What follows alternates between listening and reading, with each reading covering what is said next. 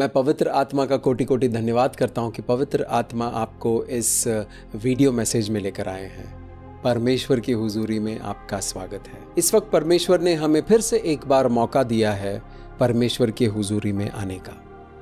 परमेश्वर अपने वचनों के जरिए हमारे जीवन को बदलता है। जीवन बदलने वाले इस सेशन में आपका स्वागत है। मैं आपका आदर करता हूं, मैं आपका सम्मान करता हूं कि आप परमेश्वर के वचनों को सुनने के लिए इस चैनल पर आए हैं। इस वक्त हम लोग परमेश्वर के हुजूरी में हैं। पवित्र समय है, परमेश्वर बड़े बड़े काम करने वाले हैं। अंधकार की शक्तियां लगातार लोगों को रोकती है परमेश्वर के हुजूरी में आने से। वो इसलिए है क्योंकि परमेश्वर के हुजूरी में अंधकार की शक्तियों की ताकत, उनकी पकड़, उन्होंने जो काम अब तक किया है वो सब का नाश हो जाता है। परमेश्वर के हुजूरी में अंधकार की शक्तियों का नाश होता है, यानी उनकी शक्ति बेकार हो जाती है, उनकी शक्ति वहां काम नहीं करती है। परमेश्वर लगातार हमारे जीवन पर नजर लगाए हुए हैं। ऐसा कभी भी नहीं लगता है कि परमेश्वर मुझे देख नहीं रहा है। पहले लगता था, लेकिन अब मुझे विश्वास हो गया कि हर रोज हर वक्त परमेश्वर के प्यार भरी नजर मेरे ऊपर ही है। वो क्यों देखते हैं मुझे? ताकि उनको पता चले मेरे जीवन में क्या क्या हो रहा है। और उनको मालूम है सब कुछ। जो दिख रहा है वो भी मालूम है, जो दिख नहीं रहा है वो भी मालूम है। यानी मेरे मन में क्या क्या चल रहा है, मेरे जीवन में अदृश्य में क्या क्या चल रहा है, इनविजिबल में क्या क्या चल रहा है, वो भी मालूम है। उनका अप्रतिम प्रेम है जो लगातार वो हमारे साथ चलते रहते हैं। परमेश्वर सबसे प्रेम करते हैं। God loves everybody. हर एक जीव जंतु से, हर प्राणी से, हर इंसान से, चाहे वो किसी भी जाति या धर्म का हो, परमेश्वर प्रेम सबसे करते हैं। और दुनिया में कुछ लोग हैं, बहुत थोड़े हैं, जो पलट कर परमेश्वर से प्रेम करते हैं। परमेश्वर सबसे प्रेम करते हैं, लेकिन दुनिया में कुछ लोग हैं जो परमेश्वर से प्रेम करते हैं। जो परमेश्वर से प्रेम करते हैं उन पे खास नजर है परमेश्वर की, क्योंकि उनको कुछ लोगों के पास से प्रेम वापस मिलता है। अच्छा लगता है उनको। हम मनुष्यों को जब प्रेम मिलता है तो अच्छा लगता है। हम मनुष्यों को जब घृणा मिलती है, रिजेक्शन मिलता है तो बुरा लगता है। परमेश्वर को भी जब हमारा प्रेम मिलता है, हमारा आदर मिलता है, हमारा सम्मान मिलता है तो परमेश्वर को अच्छा लगता है। ऐसा नहीं कि परमेश्वर किसी और को देख नहीं रहा है, लेकिन जो लोग परमेश्वर से पलटकर प्रेम करते हैं उन पर खास नजर है परमेश्वर की। इस बात को अपने दिल में, अपने मन में बिठा लीजिए, क्योंकि ये बात बहुत इंपॉर्टेंट है। मैंने अनंत प्रेम से तुम्हें प्रेम किया है। जब जीवन में कुछ प्रेशर वाली जगह होती है, स्ट्रेस वाली जगह होती है, जब हम दबाव में होते हैं, जब हम चिंता में होते हैं और परिस्थितियों ने हमें घेर लिया है, कभी कभी फाइनेंशियल सिचुएशन होता है, कभी कभी भावनात्मक चीजें होती है, इमोशनल चीजें होती है, कभी कभी मेंटल चीजें होती है, कभी कभी शारीरिक चीजें होती है जो हमें आकर सताती है, हमें संकट में डालती है। अंधकार के शक्तियों का काम है परमेश्वर से प्रेम करने वाले लोगों को संकट में डालो, उसको धक्का मारो खड्डे में। परमेश्वर का वचन कहता है कि मैं तुम्हें गिरने नहीं दूंगा। हालेलुया। परमेश्वर का वचन कहता है कि मेरी नजर लगातार तुम पर है, मैं तुम्हें गिरने नहीं दूंगा। ये सब परमेश्वर अपने प्रेम से करता है। कोई इंसान है दुनिया में जो परमेश्वर से प्रेम नहीं करता, लेकिन बहुत तकलीफ में है, परमेश्वर उसकी मदद करता है। जो वो मदद उसको मिलती है तब उसको परमेश्वर के प्रेम का एहसास होता है, तो आकर वो परमेश्वर से प्रेम करना शुरू करता है। कौन है ये लोग जो लोग परमेश्वर से प्रेम करते हैं? क्या चर्च में, कलीसिया में आने वाले सभी लोग परमेश्वर से प्रेम करते हैं, या कलीसिया में नहीं आने वाले लोग परमेश्वर से प्रेम करते हैं? यीशु मसीह ने कहा है कि वो लोग मुझसे प्रेम करते हैं जो मेरी आज्ञाओं को मानते हैं, जो मानते हैं। परमेश्वर ने बोला ये मत करो तो नहीं करेंगे। परमेश्वर ने कहा उधर से निकल जाओ तो उधर से निकल जाएंगे। चाहे वो जगह कितना भी अच्छा लग रहा हो, चाहे वो जगह देखने में कितना भी अच्छा हो, वहां पे बहुत अच्छी अच्छी चीजें हो रही हो, परमेश्वर ने बोला निकल जाओ वहां से तो निकल जाना है। परमेश्वर ने बोला माफ करो तो माफ करना है। परमेश्वर ने कहा कि कुछ लोगों को अपने जीवन से निकाल दो, उनको निकाल देना है, उनसे दूर होना है। अरे नहीं, वो तो हमारे बचपन के दोस्त हैं, अरे नहीं, वो तो 6-7 साल से हम लोग साथ में हैं। परमेश्वर ने कहा निकल जाओ तो निकल जाओ। जो आज्ञाओं का पालन करता है, परमेश्वर के वचन इंस्ट्रक्शंस है, परमेश्वर के वचनों में बहुत सारे इंस्ट्रक्शंस हैं, बहुत सारे गाइडलाइंस हैं, बहुत सारी ऐसी बातें हैं जिस पर हमें अमल करना है, उन बातों को हमें अपने जीवन में इस्तेमाल करना है, हमें उसको प्रैक्टिस करना है, हमें उसमें काम करना है, हमें ऐसे चलना है। जब हम उन बातों पर अमल करते हैं, जब हम उन बातों को अपने जीवन में प्रैक्टिकली अप्लाई करते हैं, तब हम परमेश्वर से प्रेम करते हैं। प्रभु मैं तुमसे प्रेम करता हूँ, प्रभु मैं तुमसे प्रेम करता हूँ, I love you Jesus, I love you Jesus, प्रभु यशुआ मसीहा मैं तुमसे प्रेम करता हूँ, मैं प्रेम करता हूँ। और प्रभु कहते हैं कि उनको माफ करो। नहीं प्रभु ये सब बातें मत करो, मैं आपसे प्रेम करता हूँ, आप भी मुझे प्रेम करो, इसको माफ करो, ये करो, वो करो, ये सब मत बोलो मेरे को प्लीज। हमारा जो प्रेम है वो प्लास्टिक का है, उसमें जीवन नहीं है। आपका प्रेम सिद्ध होता है आपकी कुर्बानियों की वजह से। Your love is established by your sacrifices. हम परमेश्वर के प्रेम के लिए क्या क्या कुर्बान कर सकते हैं, उस पर निर्भर करता है कि हम परमेश्वर के साथ कितने मजबूती में चल रहे हैं। परमेश्वर ने बोला मुस्तफा ये काम करना बंद कर दो। मुस्तफा लगा पड़ा है ओके ओके ओके, मुस्तफा काम कर रहा है। परमेश्वर ने फिर से बोला मुस्तफा ये काम करना बंद कर दो। अरे परमेश्वर मेरे को ना बहुत तकलीफ होता तो इसके लिए मैं करता हूं, मेरे को करने दो ना प्लीज। मुस्तफा ये काम करना बंद कर दो। मुस्तफा करे जा रहा है, काम कर रहा है, करे जा रहा है, तो परमेश्वर वेट करते हैं। मुस्तफा वो काम करते करते करते करते परेशानी में आ जाता है, फिर वो परमेश्वर को आवाज लगाता है, अरे प्रभु फंस गया मैं, बचाओ बचाओ बचाओ बचाओ बचाओ। तो क्या परमेश्वर बचाएंगे उस वक्त? यस। मुस्तफा ने परमेश्वर से कहा कि मैं तुमसे प्रेम करता हूं। मुस्तफा ने बहुत सारा समय परमेश्वर के प्रेम में बिताया, परमेश्वर से पलट के प्रेम किया। मुस्तफा ने बहुत सारे आज्ञाओं का पालन किया। आप अपना नाम डाल सकते हो उधर, मैं किसी को बोलूंगा तो लोगों को बुरा लग सकता है, इसके लिए मैं अपना ही नाम यूज करता हूँ। जब भी एग्जाम्पल बनाना है तो मैं खुद को ही एग्जाम्पल बनाता हूँ, अच्छे बुरे दोनों में, ताकि लोगों को बात भी समझ में आए, आपके हृदय में ठेस ना पहुंचे। तो परमेश्वर की बातें मुस्तफा ने पहले मानी थी, अब वो नहीं मान रहा है। तो परमेश्वर क्या कर रहा है? हट, ऐसा करेगा नहीं, भगाओ मुस्तफा को, ऐसा करेगा नहीं। परमेश्वर लगातार मुस्तफा को बोलता रहेगा, बोलता रहेगा। फिर एक वक्त आएगा परमेश्वर बोलना बंद कर देगा और वेट करेंगे कि कब ये ठीक होगा, कब मुस्तफा वो काम करना बंद करके मेरे पास आएगा। परमेश्वर को मालूम है कि मुस्तफा वो काम करते करते करते करते परेशानी में आएगा, इसलिए परमेश्वर ने कहा कि वो काम मत करो। आ गया, अब परेशानी में आ गया। अब प्रभु मेरी मदद करो, प्रभु मेरी सहायता करो। तुरंत प्रभु सहायता करता है। आज का टॉपिक है संकट में मैंने प्रभु को आवाज दी। संकट के समय मैंने यहोवा को पुकारा। संकट के समय मैंने प्रभु यशुआ मसीहा को पुकारा। पुकारना है प्रभु को। अरे प्रभु ने बोला नहीं करो नहीं करो, और मैं करता रहा, अभी गड़बड़ हो गया, अभी मैं बुलाऊंगा तो भी वो आएंगे नहीं, ये एक झूठ है। अब मैं बुलाऊंगा तो वो आएंगे नहीं, ये एक झूठ है। परमेश्वर के प्रेम को जिन लोगों ने ग्रहण किया दिल से, दिमाग से नहीं, कुछ लोग है दिमाग से चलते हैं, उनका दिमाग उनको पागल बना देता है, उनका दिमाग उनको गलत गलत चीजें सिखाकर उनका दिमाग उनको गलत पटरी पे चलाता है। जो दिल से, आत्मा से, प्राणों से परमेश्वर के प्रेम को रिसीव कर लिया, ग्रहण कर लिया, और उस प्रेम को समझकर, उस प्रेम का आदर और सम्मान करके परमेश्वर के साथ जो चलते हैं, वो जब भी पुकारेंगे परमेश्वर उनकी आवाज सुनेगा। नहीं पुकारेंगे तो नहीं सुनेगा। मैं सड़क पे जा रहा हूं, कोई पीछे से आवाज लगाएगा मुस्तफा, तो मुस्तफा रुकेगा। कोई बोलेगा तो बहुत सारे लोग पलट के देखेंगे, मैं नहीं पलट के देखता हूं क्योंकि मेरे नाम से नहीं बुलाया।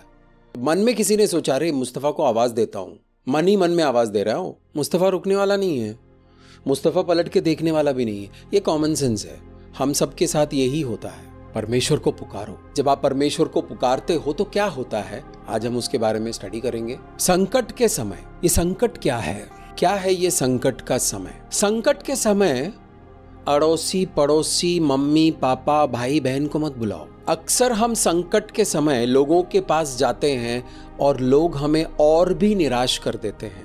मेरे लाइफ में प्रॉब्लम हो गया, चलो मैं विपुल के पास जाता हूं, विपुल मेरी मदद कर देगा। और विपुल ने मदद करने से इनकार कर दिया। विपुल ने मदद करने से इनकार कर दिया तो मैं प्रकाश के पास चला गया। सोचा प्रकाश और भी अच्छा दोस्त है, प्रकाश ने भी मदद करने से मना कर दिया। हम अपने सारे दोस्तों के पास चले गए, किसी ने हमारी मदद नहीं की। जा ही क्यों रहे हो? परमेश्वर का वचन कहता है, प्रभु यशुआ मसीहा कहता है कि संकट में परमेश्वर को पुकारो सबसे पहले। फिर परमेश्वर कुछ ऐसे लोगों को आपके जीवन में भेजेगा या आपको उन लोगों के पास भेजेगा। क्योंकि परमेश्वर बीच में रहता है तो वो काम होगा। हमारे जीवन के किसी भी पहलू में हमने परमेश्वर को प्रथम स्थान नहीं दिया तो परमेश्वर वहां काम कैसे करेंगे? हमने परमेश्वर को स्थान दिया ही नहीं है, हमने परमेश्वर को वहां आकर बैठने के लिए जगह ही नहीं दी है। घर में आप कारपेंटर बुलाते हो, कारपेंटर को काम करने की जगह नहीं दोगे तो कारपेंटर काम कैसे करेगा? लैपटॉप रिपेयर करने वाले को बुलाते हो, लैपटॉप रिपेयर करने के लिए आदमी आया, इंजीनियर आया, मैकेनिक आया, लेकिन आपने उनको बैठकर काम करने की जगह ही नहीं दी तो वो काम कैसे करेगा? सिंपल लॉजिक है। संकट में सबसे पहले परमेश्वर को आवाज दो। क्या संकट भरा समय, कष्टदायक समय विश्वासियों के जीवन में आता है कि विश्वासी लोग बिना संकट और बिना तकलीफ के चलते रहते हैं मस्त एकदम? विश्वासियों के जीवन में जो लोग विश्वास करते हैं, जो परमेश्वर के वचनों में चलते हैं, जो परमेश्वर की बातों को मानते हैं, जो दान दशमांश देते हैं, तो यीशु मसीह के साथ चलते हैं, जो बाइबल पढ़ते हैं, समझते हैं, सेशंस अटेंड करते हैं, क्या उनके जीवन में संकट आ सकता है या वो संकट फ्री है? हमारे जीवन में प्रॉब्लमैटिक टाइम्स आते हैं, प्रॉब्लमैटिक समय आता है, सफरिंग आता है, दुख के समय आता है, निराशा का वक्त आता है, संकट का समय आता है, परंतु हमारे पिता परमेश्वर हमारी सहायता करता है। इजरायली लोग मिस्र में थे, यूसुफ वहां पर प्रधानमंत्री बना, याकूब का पूरा परिवार यानी यूसुफ के सारे भाई और पिताजी सब लोग और उनके घराने के सभी लोग मिस्र में आकर सेटल हो गए। मिस्र में खाए पिए मस्त रहे। 72 लोग गए थे, 72 लोगों का 700 लोग हो गया, 7000 लोग हो गया, 50,000 लोग हो गया, 1 लाख लोग हो गए, 2 लाख हो गए, 3 लाख हो गए। जैसे जैसे इनकी गिनती बढ़नी शुरू हो गई, जैसे जैसे इनका पॉपुलेशन बढ़ना शुरू हो गया, तो वहां का मिस्र का जो राजा था वो परेशान हो गया। अब यूसुफ का समय निकल गया। यूसुफ वहां पर अपना जीवन काल पूरा करके चल बसा। उसके प्राण परमेश्वर के पास चले गए, उनको दफना दिया, उनको बरी कर दिया वहां पर, और उनके बच्चे उनके बच्चे उनके बच्चे बच्चों के बच्चे बच्चों के बच्चे करते करते करते करते करते करते उनकी गिनतियां बढ़नी शुरू हो गई। हमारा परमेश्वर मल्टीप्लाई करता है। आपके पास चाहे थोड़ा सा हो, थोड़ा सा कुछ भी हो, आपने अगर वो परमेश्वर को दे दिया तो वो मल्टीप्लाई होगा। परमेश्वर का हाथ आपके थोड़े से पे आ गया तो वो मल्टीप्लाई होगा। यूसुफ का समय गया, याकूब चल बसा, शुरुआत के जो 12 मेन बच्चे थे वो भी चले गए, और पीढ़ी दर पीढ़ी अब मिस्र में रहना शुरू कर दिया। तो जब इनका जो पॉपुलेशन है वो बढ़ता गया, 3 लाख 4 लाख हो गया। जरा सोचिए, 72 लोगों से वो 5 लाख हो गया है। जब वो लोग मिस्र से निकले थे तो करीबन 6.5 लाख लोग थे। वक्त लगा 400 साल। 400 साल इजरायली लोग मिस्र में थे। 400 साल कब से? यूसुफ के टाइम से। तो सब अच्छा चल रहा था, तो किसी ने परमेश्वर को धन्यवाद नहीं दिया होगा, किसी ने परमेश्वर की आराधना नहीं की होगी, किसी ने परमेश्वर के बारे में पूछा नहीं होगा। मिस्र जो है वो परमेश्वर के तरीकों पर नहीं चलता था। मिस्र जो है वो अजीब तरह से चलता था। उनका ध्यान अपने ऊपर ज्यादा था। मैं मेरी समझ, मेरा अंडरस्टैंडिंग, मैं करते करते वो अंधकार की तरफ गए थे और उन्होंने परमेश्वर के खिलाफ काम करना शुरू किया। परमेश्वर के खिलाफ काम करने का मतलब है जीवन के खिलाफ काम करना। When you do anything against the life source, when you do anything against your life, you are doing against God. जब आप जीवन के खिलाफ कुछ भी करते हो तो आप परमेश्वर के खिलाफ काम करते हो। जब वो लोग मिस्र के मस्ती में गुम हो चुके थे तब वहां के राजा लोग इन पर हावी हो गए, इजरायली लोगों के ऊपर हावी हो गए। यूसुफ को जानने वाले राजा लोग, यूसुफ को जानने वाले लोग सब मरमुरा गए, सब निकल गए। नया पीढ़ी आया, पीढ़ी दर पीढ़ी नया आया। अब जो राजा गद्दी पर बैठा है, अब जो फ़िरौन गद्दी पर बैठा है, वो नहीं जानता है, परमेश्वर की महिमा को नहीं जानता है। कहानियां सुनी है, अरे वो तो पुराने ज़माने की कहानियां हैं, हटाओ। उन्होंने इजरायली लोगों पर दबाव डालना शुरू कर दिया, उनके ऊपर अत्याचार करना शुरू किया। जब संकट में आया इजराइल, तब इजरायली लोगों ने प्रार्थना शुरू किया। सबसे पहले 4-5 लोगों ने करना शुरू किया होगा। वो 4-5 लोग प्रार्थना कर रहे हैं, वो किसी को पता भी नहीं था, क्योंकि जब वो लोग बोलते होंगे किसी को प्रार्थना करो, अरे छोड़ो प्रार्थना, इधर वाट लगी पड़ी है, क्या प्रार्थना करने का। मिस्र के मस्ती में मग्न थे। 400 साल एक भी परमेश्वर का वचन नहीं आया। क्यों वचन नहीं आया? अगर कोई मन लगा रहा है, कोई नहीं, 6 लाख लोगों में से 2 लोग मन लगा रहा है, तो उन 2 लोगों को वचन आएगा ना परमेश्वर का। आज भी अगर आप वचन बोलने वाले इंसान हो, तो आपके आसपास ऐसे लोग होंगे जो आपका दोस्त बनने का नाटक करेंगे और मौका मिलते ही आपको गंदी गंदी गालियां देंगे और आपको नीचे गिराएंगे और आपको मारने की कोशिश करेंगे। हाथों से नहीं, बातों से मारेंगे।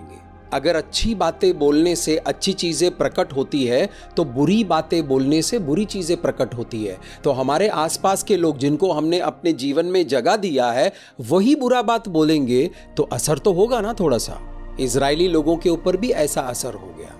बुराई इतनी ज्यादा बढ़ गई कि उनके ऊपर बुराई और वो लोग मिस्र में गुलाम बन गए। तब उन्होंने यहोवा परमेश्वर को आवाज दिया। आवाज देते रहे। जब उन्होंने आवाज दिया तो परमेश्वर ने मूसा को उतारा। मूसा का अपना जीवन चला। मूसा को परमेश्वर ने पैदा होने से पहले ही चुना था। मूसा का एक अनुवाद है छुड़ाने वाला, द डिलीवरर। मूसा पैदा हुआ, तब तक मिस्र का राजा जो है, उन्होंने फरमान जारी किया था, उन्होंने डिक्री जारी किया था कि जितने भी लड़के हैं उनको मार दो, क्योंकि लड़कों के जरिए ही बच्चे पैदा होंगे। आदमी के अंदर बीज होता है, वो जीवित ही नहीं रहेंगे तो इनकी आबादी नहीं बढ़ेगी। लड़कियों को मत मारो, औरतों से हम काम कराएंगे, आदमी को मारो। मूसा जब पैदा हुआ तो उसकी मम्मी ने उसको छुपा दिया, फिर मुश्किल हो गई तो मम्मी ने मूसा को नाइल नदी में एक टोकरी में डालकर बहा दिया। परमेश्वर ने उस टोकरी को संभाला। मगरमच्छ होते हैं नाइल नदी में बहुत सारे, मगरमच्छों से बचाया, बड़े बड़े जीव जंतुओं से बचाया और बचाकर सीधा महल के पास लेकर गए। पानी का बहाव कहां से कहां जाएगा ये मनुष्य नहीं तय करेगा, ये परमेश्वर तय करेगा। जब आप पुकारते हो तो परमेश्वर किस तरह के काम करता है। इजरायलियों ने पुकारना शुरू किया तो एक बच्चा पैदा हुआ। कुछ सुना सा नहीं लग रहा है कि लड़का पैदा हुआ तो उसको मार दो। 2000 साल पहले भी ऐसा कुछ हुआ था।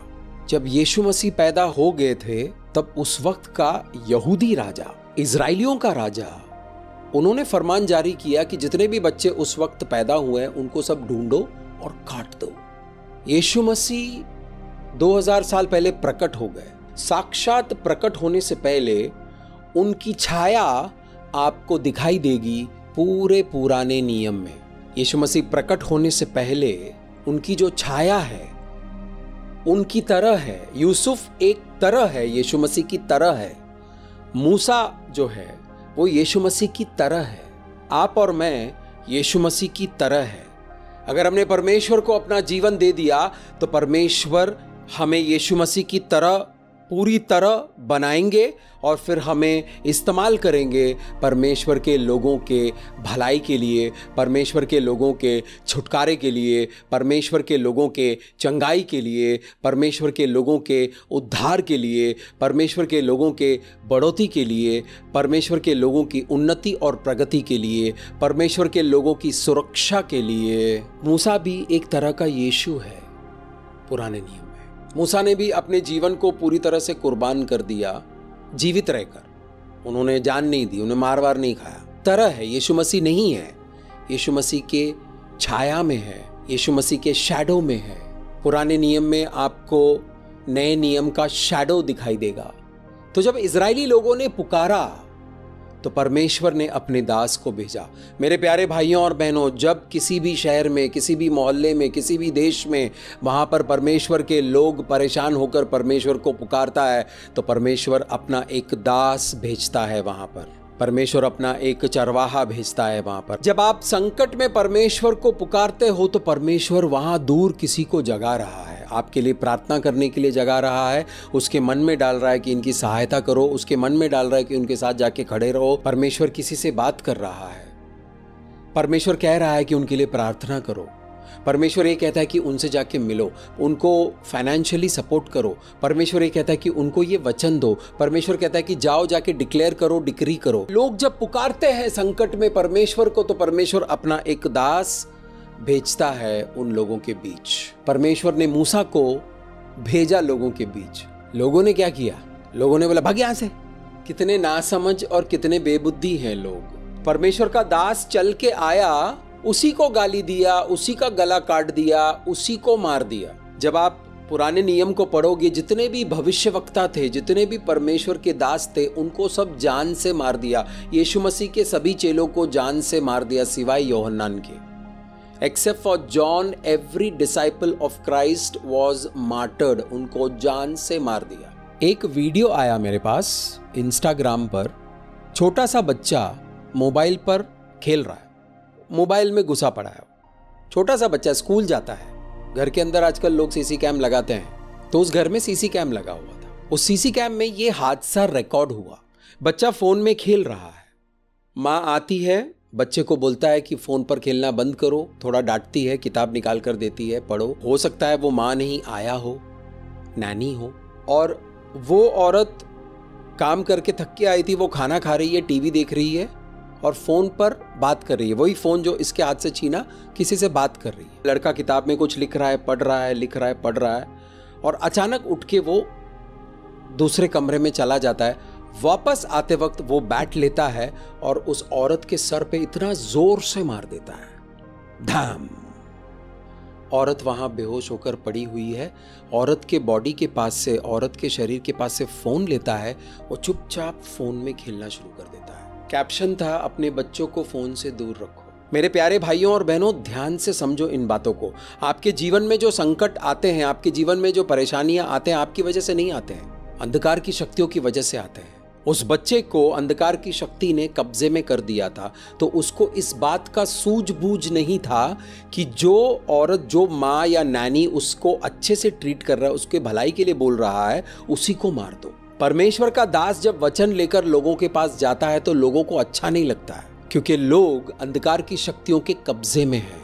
जो लोग अंधकार की शक्तियों के कब्जे में हैं, वो परमेश्वर के दास के वचनों की खिल्ली उड़ाएंगे, उसका मजाक उड़ाएंगे और परमेश्वर के दास के खिलाफ बात करेंगे। क्या आपके साथ ऐसा हुआ है कि आपने किसी के लिए प्रार्थना किया और उनको शफा मिली, और कुछ हफ्ते, कुछ दिन, कुछ महीने बाद वही लोगों ने आपके साथ बुरा किया, बुरा बोला आपको गाली दी, आपके कैरेक्टर पर सवाल उठा दिया, आपके परिस्थितियों में आपकी खिल्ली उड़ाई? क्या ऐसा हुआ है आपके साथ? मेरे साथ बहुत बार हुआ है, मैं दोनों हाथ ऊपर खड़े करूंगा। ऐसा क्यों होता है?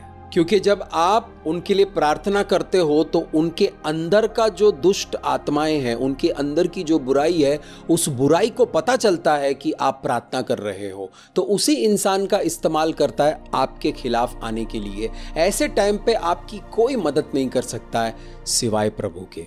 मूसा भी इजरायली लोगों को छुटकारा दिलाने के लिए, इजरायली लोगों को मिस्र के कब्जे से निकालने के लिए, परमेश्वर की ओर ले जाने के लिए लगातार काम करते रहे, लेकिन इजरायली लोग लगातार मूसा के खिलाफ बकवास करते रहे।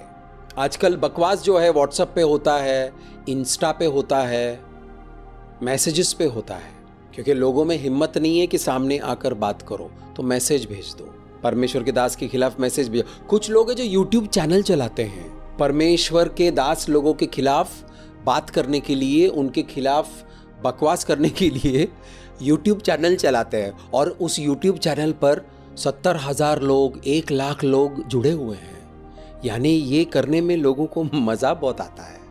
यानी उन लोगों के ऊपर शैतान सवार है। शैतान, अंधकार की शक्तियां, दुष्ट आत्माएं उनसे झूठ बुलवाती है, उनके मन में मनगढ़ंत बातें डालते हैं, और फिर वो सब लेकर वो दास के खिलाफ आते हैं। मेरे प्यारे भाइयों और बहनों, अगर आप प्रभु यीशुआ मसीहा के साथ चल रहे हो और यीशु मसीह के बताए हुए रास्ते पर चल रहे हो और पवित्र आत्मा के कहने पर चल रहे हो, तो आपके जीवन में इमोशनल दुख आएंगे, कुछ लोग फिजिकली भी अटैक करेंगे। ऐसे वक्त में आपको सिर्फ परमेश्वर को आवाज देनी है।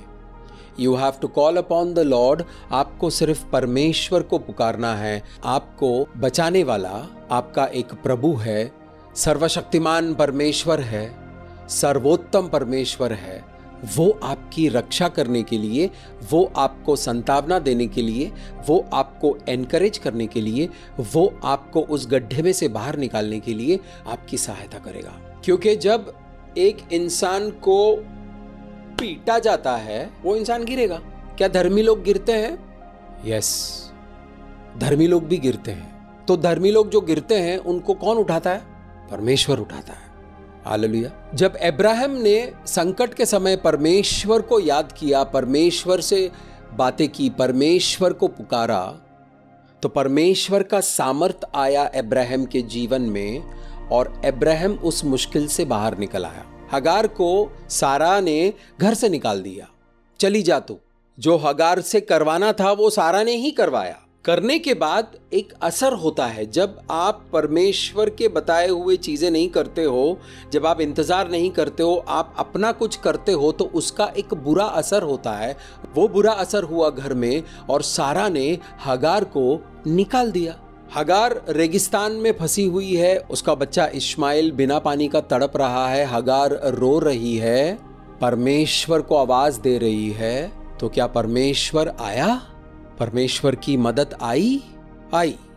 परमेश्वर ने हगार की मदद की। परमेश्वर ने आकर हगार को क्या करना है वो बताया और पानी भी दिया। हगार ने परमेश्वर के वचनों को मानकर, जिस तरह स्वर्गदूत ने बोला था, वो बातों को मानकर चलती रही।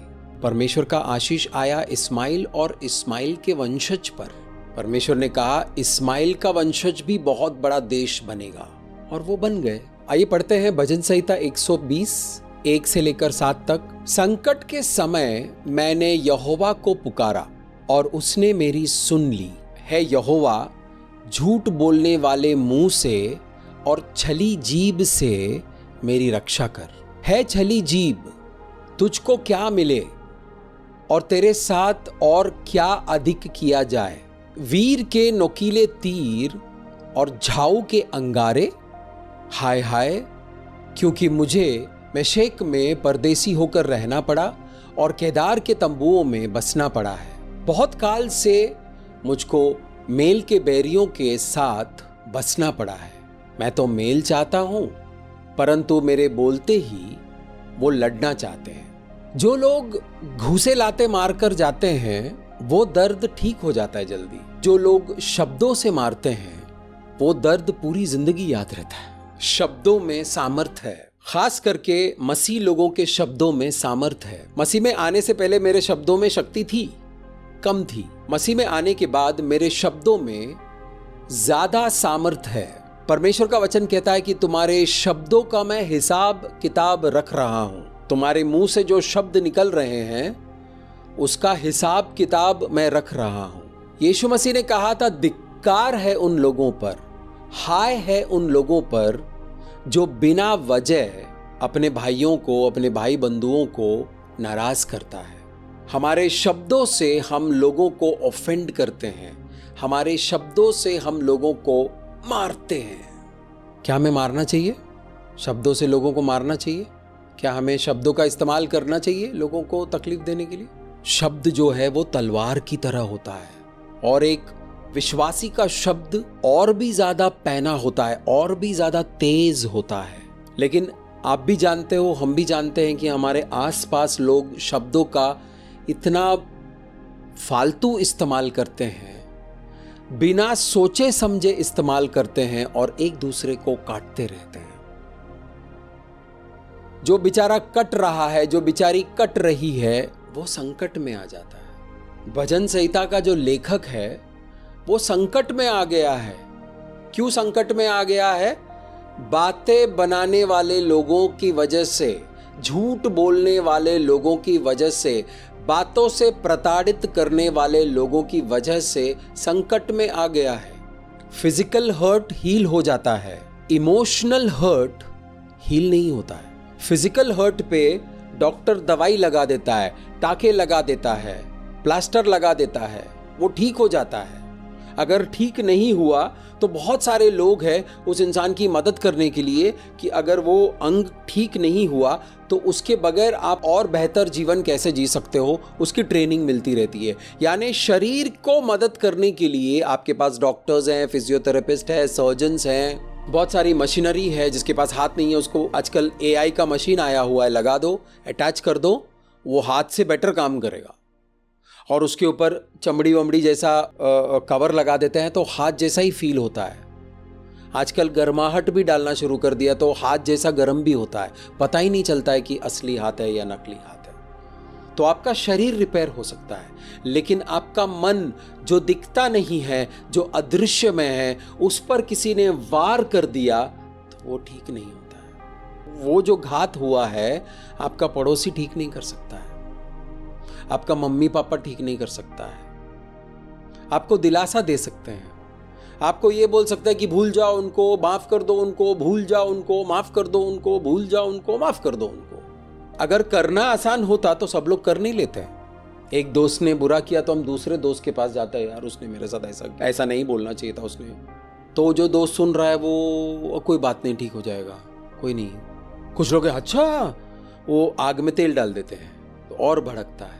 हम भजन संहिता के इस लेखक को देखते हैं, संकट के समय मैंने यहोवा को पुकारा और उसने मेरी सुन ली। मेरे प्यारे भाइयों और बहनों, जब आप संकट के समय परमेश्वर को पुकारोगे तो आपकी सुनेगा। भजन संहिता 91 में कहता है, क्योंकि वो मुझसे प्रेम करता है, मैं जब भी वो बुलाएगा उसकी आवाज को सुनकर उसके पास पहुंच जाऊंगा। भजन संहिता का ये लेखक लोगों के पास नहीं गया, वो सीधे परमेश्वर के पास गया और कहा है, प्रभु मैं संकट में हूं। और प्रभु ने सुन लिया। कटु शत्रुओं से मुक्ति हेतु प्रार्थना, इसका जो टाइटल हेड है इंग्लिश में, कटु शत्रुओं से मुक्ति हेतु प्रार्थना, यानी कड़वा, कौड़ा, निर्दयी शत्रुएं, उनसे मुक्ति, उनसे छुटकारा मिलने की प्रार्थना। अगर आपके जीवन में ऐसा कोई शत्रु है, ऐसा कोई इंसान है जो बार बार आपको कटु शब्द बोल रहा है, गंदे शब्द बोल रहा है, नैस्टी वर्ड्स बोल रहा है, तो ये प्रार्थना आपके लिए है। जो इंसान समझ बूझ के साथ बुराई करता है वो दुष्ट है। जो इंसान बुद्धिहीनता की वजह से करता है वो बेवकूफ है। तो कैसे अपने आप को बचा कर रखें? किसी ने एक बात कुछ बोल दिया तो वो कई दिनों तक हमारे मन में ऐसा चर्न होता रहता है, गर गर गर गर गर गर गर गर। ब्रश कर रहे हैं तो याद आता है, काम कर रहे हैं तो याद आता है, कहीं जा रहे हैं तो याद आता है, आराधना करने बैठे तो भी याद आता है। मैं अकेला हूं या आपके साथ भी ऐसा होता है? आप उन लोगों का मुंह बंद नहीं कर सकते हैं, जाकर उनके मुंह पे पट्टी नहीं लगा सकते हैं, उनको जाके मार के नहीं आ सकते हैं, पुलिस पकड़ लेगी, जेल जाना पड़ेगा। क्या करें? ऐसे में जब आप परमेश्वर को आवाज लगाओगे तो परमेश्वर आपके पुकार को सुनकर आएगा। परमेश्वर आ गया, परमेश्वर आ गया, परमेश्वर आ गया, काम पूरा नहीं हुआ अभी। परमेश्वर आपके जीवन में आने के बाद आपको एक तरीके से चलाएंगे। आप उस तरीके से चलोगे तो इस संकट से बाहर आ जाओगे, इस संकट से आपको निजात मिलेगा, इस संकट से आप उभर कर और भी बेहतर होकर बाहर निकलोगे। कितने लोगों ने आमीन कहा? इस वक्त बेहतर होकर निकलने का अभिषेक मौजूद है। इस अभिषेक को आप कैच कर लो, इस वर्ड को आप आमीन कहकर कैच कर लो। ये वचन आपका हुआ। परमेश्वर को पुकारा, परमेश्वर ने आपकी आवाज सुनी, आ गया, पवित्र आत्मा का सामर्थ आपके ऊपर आया। अब काम पूरा नहीं हुआ है, अब काम शुरू हुआ है। पवित्र आत्मा एक तरीके से आपको चलाएंगे और उस तरीके से चलकर आप इस संकट से बाहर आओगे, इस गड्ढे में से बाहर आओगे। अगर आप गिर गए हो तो वहां से उठकर आप सीधे चलोगे और अपनी नियति तक पहुंचोगे। रिसीव करो, रिसीव करो, अभिषेक मौजूद है। The anointing is present. Receive करो, receive it, receive it, hallelujah, receive it. आपका परमेश्वर, आपका पिता आपकी पुकार सुनकर अनसुना नहीं करता है। लोग आपकी पुकार सुनकर अनसुना करते हैं, आप लोगों को फोन कॉल करोगे तो आपका नंबर देखकर वो फोन उल्टा रख देते हैं। लोगों से जब आप मदद मांगते हो तो लोग आपकी पुकार को अनसुना करते हैं। अगर आपको किसी को पुकारना है संकट में तो सबसे पहले परमेश्वर को पुकारो, परमेश्वर को आवाज दो, परमेश्वर कुछ करेगा बैकग्राउंड में। कोई इंसान नहीं मिला उस इंसान की हेल्प करने के लिए तो परमेश्वर स्वर्गदूतों को भेजेंगे, परमेश्वर एंजल्स को भेजेंगे, परमेश्वर फरिश्तों को भेजेंगे आपके पास आपकी मदद के लिए। है यहोवा झूठ बोलने वाले मुंह से। इस भजन संहिता के लेखक की व्यथा हमारी व्यथा की तरह है, हमारे सिचुएशन की तरह ही है। इस झूठ बोलने वाले मुंह से मुझे बचाओ। मैं उसका मुंह बंद नहीं कर सकता हूं, उसको मैं जाके कूट नहीं सकता हूं, उसका मुंह खुला है, वो बोल रहा है, मुझे उससे बचाओ। व्हाट्सएप पर अगर कोई बकवास कर रहा है, बचने का एक रास्ता है, ब्लॉक। इंस्टाग्राम पर कोई बकवास कर रहा है, कोई उसके झूठ से आपको प्रताड़ित कर रहा है, आपको तकलीफ दे रहा है, ब्लॉक। फेसबुक ब्लॉक, सारे अकाउंट्स ब्लॉक कर दो उनको। अच्छा, ये इंटरनेट सेवी लोग नहीं है, ये सामने से कैसी हो हम तो यहां से गुजर रहे थे, सोचा आपसे मिलता चलो। तुमने सुना है तुम्हारे बारे में लोग क्या कह रहे हैं? चालू खुद नहीं कहेंगे, वो कह रहा है ऐसा उनके मुंह से आपको बोलेंगे। एक्चुअली वो चाहते हैं आपसे ये कहना, लेकिन किसी और का नाम लेकर कहते हैं। ऐसे लोगों से कैसे बचोगे? आपको परमेश्वर की जरूरत पड़ेगी, आपको पवित्र आत्मा के सामर्थ्य की जरूरत पड़ेगी झूठ बोलने वाले मुंह से बचने के लिए। छली जीभ, छल कपट करने वाला जीभ, छल करता है वो, सामने अच्छा अच्छा रखता है और पीछे मन में जलन, कटन, गुस्सा, नफरत, सामने मुस्कुराहट, अंदर इसको जान से मार दूं, इसका काम खराब कैसे करूं, ये कैसे आगे बढ़ सकता है? 2% का आदमी, 2% की औरत, ये 2% की है, इसकी औकात है इतना बढ़ने की। सामने प्रेज द लॉर्ड, कैसे हो? छल करने वाला हृदय। हर किसी के हृदय में थोड़ा थोड़ा छल होता है, वो परमेश्वर के हाथों में देखकर हमें उससे निजात पाना है, हमें उससे आजादी लेनी है। हृदय में छल है तो वो इंसान जीभ से, बातों से भी छल करेगा। मेरी रक्षा कर प्रभु, मेरी रक्षा कर ऐसे लोगों से। मैं थोड़ा आगे बढ़ता हूं, इनकी कटु बातें, इनकी जहरीली बातें आकर मुझे डंक मारती है, फिर मैं फड़फड़ाता हूं कुछ दिन, फिर परेशान होता हूं, फिर आप मुझे चंगाई देते हो, मैं ठीक हो जाता हूं, फिर मैं आगे बढ़ता हूं, फिर ये लोग डंक मारते हैं। तो परमेश्वर क्या करेंगे? निकल जाओ, उन लोगों से दूर हो जाओ। नहीं प्रभु, वो दूर हो जाओ। नहीं प्रभु, लेकिन वो ऐसा दूर हो जाओ। हमारे पास वजह होती है उनके साथ बने रहने की। डंक मार रहे हैं, आप बने रहो 1 साल, 2 साल, 3 साल, 5 साल, वो रुकते नहीं है। भजन संहिता का जो लेखक है वो परेशान है इन बातों से। क्या आप परेशान हैं इन बातों से? क्या आपको एक अभिषेक ऐसा चाहिए जिससे आप इस तरह की मुश्किलों से, इस तरह के संकट से तुरंत जल्दी जल्दी निकल सको? क्या आपको ऐसा अभिषेक चाहिए कि आप इस तरह के संकट से बाहर आ सको? ऐसा अभिषेक इस वक्त मौजूद है, रिसीव करो। रेखा बासांटा बारण्य मांटो बोशे के रिसीव करो। अनुभव से बता रहा हूं मेरे प्यारे भाइयों और बहनों, अगर आपके जीवन में अभी ऐसा कुछ नहीं हो रहा है, फिर भी आप इस अभिषेक को रिसीव करके रख लो। परमेश्वर के हथियार जमा करके रखो, जीवन में काम आएगा। छल वाले जीभ से बात करने वाले लोग, जीभ से अपनी बातों से छल कपट करने वाले लोग, अपने बातों से वार करने वाले लोग, झूठ बोलकर एक दूसरे को काटने वाले लोगों के जीवन के साथ क्या होगा? तीसरा वाक्य है छली जीभ। वार्निंग है ये। छल करने वाले जीभ, तुझको क्या मिला? तू इतने देर से छल कर रहा है, तू काट रहा है, इतने देर से तू तकलीफ दे रहा है, क्या मिलेगा पता है? परमेश्वर क्या देगा तुझे और तेरे साथ, और क्या अधिक किया जाएगा? बुराई ऑलरेडी तेरे ऊपर हावी है। बुराई जब एक इंसान को कब्जा कर लेता है तो वो इंसान झूठ बोलना शुरू कर देता है, वो दूसरों को काटना शुरू कर देता है, क्योंकि उसके अंदर बुराई है। वो दूसरों के ऊपर अपनी बुराइयों की उल्टियां करता रहता है। वहां उसके पास अगर बैठे रहेंगे तो सब आएगा आपके ऊपर। भाग जाओ, निकल जाओ, आप उनको माफ करके वहां से निकल जाओ, माफ करके उनके साथ घूमने की जरूरत नहीं है। माफ करो, आगे बढ़ो, माफ करो, आगे बढ़ो। हालेलुया। उनके साथ क्या होगा? वीर के नोकीले तीर आएंगे, वीर के नोकीले तीर आएंगे। कुछ ऐसे लोग आएंगे जो उनसे डरते नहीं हैं, उनके पास तीर होगा।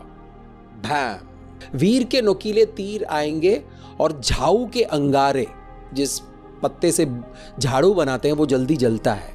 जैसा नारियल के पेड़ के पत्तों को आप जला दो और पाम लीव्स को आप जला दो, खजूर के पेड़ के पत्तों को आप जला दो तो जल्दी जलता है।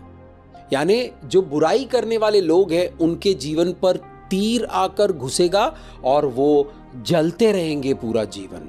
अगर उन्होंने बुरी बातें बोलना बंद नहीं किया तो जलन होती रहेगी, शरीर खराब होता रहेगा, मन खराब होता रहेगा, फाइनेंसेस खराब होता रहेगा, जीवन खराब होता रहेगा, रिश्ते खराब होते रहेंगे, क्रिएटिविटी खराब होता रहेगा, जीवन के हर पहलू पर असर पड़ेगा, बुरा असर पड़ेगा। इसीलिए कटु शब्द बोलना बंद करें। मेरे मुंह से सिर्फ कटु शब्द निकलते थे। कटु, काटू, कटु शब्दों से काटू, मेरे मुंह से ऐसे जहरीले शब्द निकलते थे, लोग खड़े खड़े रो जाते थे। मॉल में अगर मैंने किसी को कुछ बोल दिया तो उसी मॉल में लोगों के सामने जोर जोर से रोना शुरू करते थे लोग। ऐसा जहरीला इंसान था। क्या हुआ मेरे जीवन का? मेरे जीवन में जहर आ गया। जहरीला इंसान के जीवन में क्या आएगा? जहर आएगा। अगर यीशु मसीह ने मुझे बचाया नहीं होता तो उसी जहर के कीचड़ में, उसी जहर के दलदल में मैं धंस कर मर जाता। लेकिन महान परमेश्वर, प्यार करने वाला परमेश्वर, मेरा प्रभु यीशु मसीह ने मुझे एक मौका दिया। मुस्तफ़ा, अब तुम इन कटु शब्दों को बोलना बंद करो और जीवन देने वाले शब्दों को बोलना शुरू करो। मैं तुम्हारे जीवन को बदलूंगा। मेरा जीवन बदल गया, मेरा जीवन और बदल रहा है। मेरे प्यारे भाइयों और बहनों, अपने मुंह से अगर कटु शब्द निकल रहे हैं तो उस शब्दों को, उस आदत को परमेश्वर के हाथों में दे दो। अगर आप किसी के कटु शब्दों को सुन रहे हो तो परमेश्वर को पुकारो, प्रभु यशुआ मसीहा को पुकारो, यहोवा परमेश्वर को पुकारो। उनका अभिषेक आएगा और आपको उस जहर से छुड़ाएगा। इस वक्त जहर से छुड़ाने वाला अभिषेक मौजूद है। आप रिसीव करो और अपने जहर से आजादी ले लो, आजादी ले लो। मैं उसको दिखाऊंगा, मैं उसको बताऊंगा। ना ना ना ना, आप चुपचाप हट जाओ, परमेश्वर को आने दो। वो दिखाएंगे और वो बताएंगे। जब वो दिखाएंगे और जब वो बताएंगे तो वो अच्छी तरह करेंगे। तो मैं रुकू, देखता हूं मैं परमेश्वर क्या करता है। नहीं, आप टाइम वेस्ट करोगे। अगर आप रुक कर देखोगे कि मैं देखता हूं परमेश्वर क्या कर रहा है, तो आप टाइम वेस्ट कर रहे हो। परमेश्वर कहता है कि ये काम मेरा है, तुम आगे बढ़ो। संकट के समय में परमेश्वर को पुकारो, संकट में प्रभु को पुकारो। जब कोई झूठ बोलता है, जब कोई कटु शब्द बोलता है, जब कोई जहर आपके जीवन में उंडेलता है शब्दों के जरिए, कोई आपको जहर का इंजेक्शन देता है शब्दों से, क्या होता है? आपका मन, आपका जीवन ऐसे होता है जैसे कोई उजाड़ जगह पर पहुंच गए हो। और कुछ लोग बहुत समय तक उस उजाड़ जगह में, उस बंजर जमीन में, उन बीहड़ों में भटकते रहते हैं। हाय हाय, क्योंकि मुझे मेशेक में परदेसी होकर रहना पड़ा और केदार के तंबुओं में बसना पड़ा।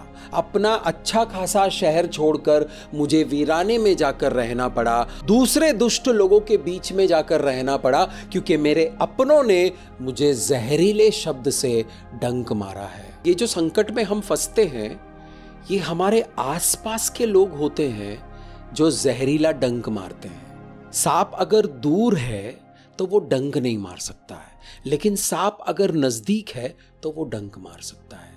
कितने लोग समझ रहे हैं इस बात को? हर एक इंसान इस मुश्किल से गुजर रहा है आज के डेट में। जहरीला डंक हर एक इंसान को दिन में 3 बार, हफ्ते में 2 बार मिलता ही रहता है। मैं महीने तक पहुंचा ही नहीं हूं, दिन में मिलता है। दिन में नहीं मिला तो हफ्ते में 3-4 बार मिलता है। परमेश्वर ने वचन आप तक पहुंचाने के लिए बोला है, क्योंकि इस वचन के जरिए एक अभिषेक आपको मिल रहा है ऐसे स्थितियों से और ऐसे परिस्थितियों से निपटने के लिए। मरे हुए के पास अगर यीशु मसीह आता है तो वहां पर पुनरुत्थान होगा। अंधे के पास यीशु मसीह आता है तो वहां अंधा देखना शुरू करेगा। बहरे के पास यीशु मसीह आता है तो उसका बहरापन दूर होगा, उसको सुनाई देना शुरू होगा। लंगड़े लूले के पास यीशु मसीह आता है तो लंगड़ा लूला उछल कर कूदना शुरू करेगा और चलना फिरना शुरू करेगा। बीमार के पास यीशु मसीह आता है तो उसकी बीमारी को जाना पड़ेगा उस इंसान को छोड़कर। यीशु मसीह परमेश्वर का वचन है। जब वचन आपके पास आता है, अभिषेक आपके पास आता है, छुटकारा लेकर आता है, सामर्थ्य लेकर आता है, बुद्धि लेकर आता है, ज्ञान लेकर आता है, समझदारी लेकर आता है और आप बहुत पावरफुल चलते हो। मेशेक इज़राइल से थोड़ा दूर पहाड़ी एरिया था, बड़ा बंजर था। केदार के तंबू उस जमाने में जंगली अरबी लोग, अरबी भाषा बोलने वाले अरब्स, जंगली लोग केदार के तंबुओं में रहते थे। वो भटकन में थे, वो भटकते रहते थे, वो लोग ट्रैवल करते रहते थे, लेकिन जंगली थे। जब कोई इंसान को चोट लगती है, जब कोई इंसान किसी के झूठ की वजह से संकट में आ जाता है तो उसका मन वीराने में पहुंचता है। जंगली जानवर उसे फाड़ खाएंगे। जंगली जानवर फाड़ खाते हैं, उन्हीं जंगली जानवरों के हाथ में हम उनको दे देते हैं। जब हम किसी के ऊपर कटु शब्द बोलते हैं, जब हम किसी के ऊपर झूठ बोलते हैं, जब हम किसी के ऊपर इनसेंसिटिव होकर बातें करते हैं तो उस इंसान को हम बीहड़ों में ढकेल देते हैं। उस इंसान को हम जहरीले जानवरों के बीच में, जंगली जानवरों के बीच में ढकेल देते हैं और वो जंगली जानवर उसे फाड़ खाता है। क्या किसी भी इंसान को ऐसा करना चाहिए कि दूसरे इंसान को जंगली जानवरों के हाथों में दे दो ताकि वो जंगली जानवर उसे फाड़ खाएंगे? मेरे प्यारे भाइयों और बहनों, जिस परमेश्वर की हम सेवा करते हैं वो भूखे शेरों के बीच में भी अगर आपको फेंक दिया जाएगा तो भी आपको जीवित रखेगा। चुपचाप वो शेर आपकी कहानियां सुनेगा, आप लोरी गाओगे, शेर सो जाएगा, जंगली जानवर सो जाएगा। ये अभिषेक इस वक्त यहाँ पर मौजूद है कि आपको भूखे जंगली शेरों के बीच में फेंक दिया जाएगा, आपको नाग और बिच्छुओं के बीच में फेंक दिया जाएगा तो उनका मुंह परमेश्वर बंद कर देगा। आप इत्मीनान से वहां रहोगे और आगे बढ़ते रहोगे। हालेलुया, आमीन कहकर इस अभिषेक को रिसीव करो। ये अभिषेक आपका हुआ। परमेश्वर चाहता है कि यह अभिषेक आपको मिले।